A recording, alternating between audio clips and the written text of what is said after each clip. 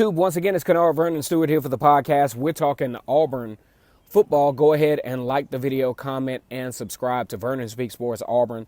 I am your host, Kennard Vernon Stewart, and as always, it's great to be an Auburn Tiger, War Eagle. All right, so we look at the 2021 recruiting class for the Auburn Tigers, and guess what? You have two players from the state of Alabama that actually have the top two spots in this particular recruiting class. Then we go back to 2019, a very similar situation where Auburn had two highly rated recruits from the state of Alabama. That was Bo Nix and George Pickens. Owen Pappoe, actually from the state of Georgia, being the number one recruit of that particular class at 9.879%. Now, we know what happens. George Pickens on signing day flips to the University of Georgia. Now, we saw the trend coming. Georgia lost, just to make a long story short, Georgia lost a lot of receivers from that particular recruiting class to early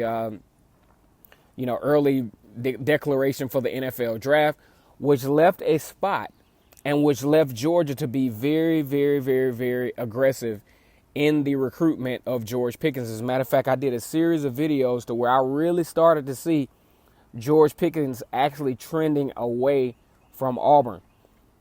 Now, one thing that has been a mainstay for Auburn as far as recruiting goes, if you look at their recruiting classes, you look at their roster, there are not many players from the state of Alabama on their roster.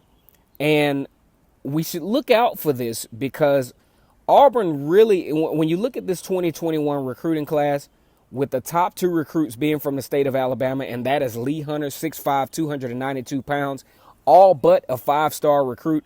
He has great size for a defensive tackle. And also you look at Armoni Goodwin from Hewitt-Trussville in Trussville, Alabama, right outside of Birmingham, as a running back, 96.01 on the rating. Now, I like these kind of guys. I like the fact that, they're not quite five-star recruits, but they're all but, meaning that their talent should be able to immediately transfer over to Power 5 football. But Auburn really, really has to be on the lookout for these guys, especially Lee Hunter, because as the recruiting gets more aggressive around the September, October phase, to where, teams are starting to see how their particular seasons turn out. These and to see how these guys perform at their own respective high schools. I mean, there's a possibility, maybe not Armoni Goodwin, but there's a possibility that Lee Hunter could actually convert into a five-star recruit before this whole process is over. Now, Kennard, why do you mention this? Well, I mention this because Auburn just doesn't do well in recruiting and retaining guys from the state of Alabama, even legacy recruits like Ian Jackson, who just committed to Alabama, played for Prattville High School, a safety / linebacker. His mom went to Auburn. His sister, I believe, is going to Auburn at the moment.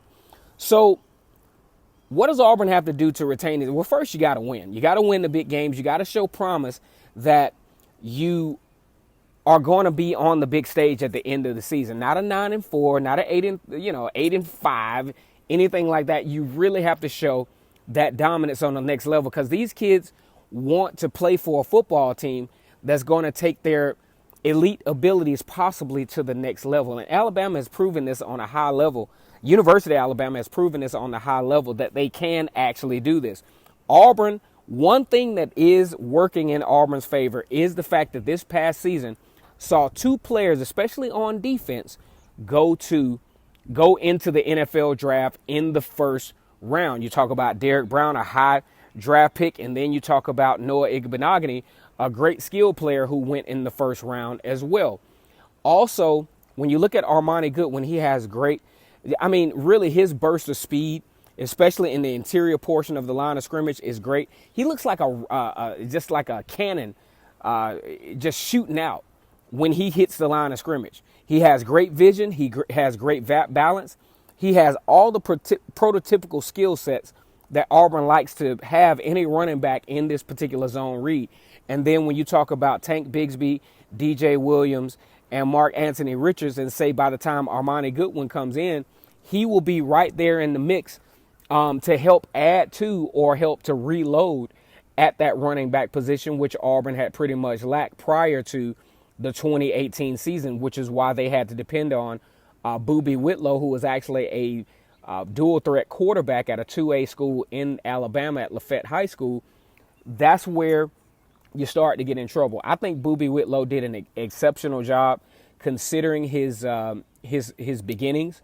But Auburn really has to have guys like Armoni Goodwin, like Tank Bigsby, those game-breaking type players to really take this offense to the next level. And then you talk about, Lee Hunter, it just kind of adds to the defensive tackle that Auburn is starting to create with Derek Brown and Marlon Davidson and guys like those who have been able to perform on this defensive line at the next level.